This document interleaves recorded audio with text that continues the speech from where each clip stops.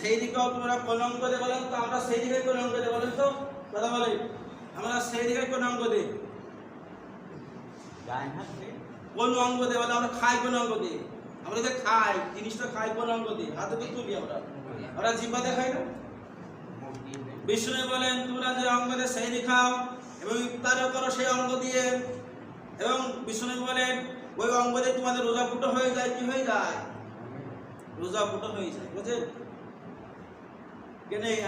এই পয়েন্টটা খুব গুরুত্বপূর্ণ বলে এখানে বিষ্ণু বলছে তুমি সেই খাও যে অঙ্গ দিয়ে, সেই অঙ্গ তুমি আবার ইফতার করো, ওই অঙ্গ দিয়ে তোমার আবার রোজাটা ফুটো হয়ে যায়। কথাটা গুরুত্বপূর্ণ বলে এখানে।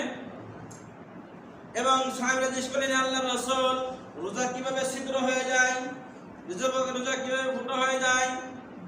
তখন রাসূল সাল্লাল্লাহু আলাইহি ওয়াসাল্লাম বলেন দুই অপরাধের কারণে তোমাদের রোজা ছিদ্র হয়ে যায়। কয়টা অপরাধের কারণে? দুইটা অপরাধের কারণে তোমাদের রোজাটা ছিদ্র হয়ে যায়। তখন সাহাবীদেরকে বলেন এই দুই অপরাধের কথা কি তোমাদেরকে বলবো না? সাহাবীরা বললেন আল্লাহর রাসূল অবশ্যই বলেন। তখন এক নম্বর বললেন যারা জিহ্বাতে মিথ্যা কথা বলে তাদের রোজাটা ফুটো হয়ে ছিদ্র হয়ে যায়। কি বলে বলেন? যদি রোজা থেকে মিথ্যা কথা বলে আপনার রোজা ছিদ্র হয়ে গেল। দুই নম্বর অপরাধ হলো যদি জিহ্বাতে গীবত করা হয় তাহলে ওই ব্যক্তি রোজা ছিদ্র হয়ে গেল।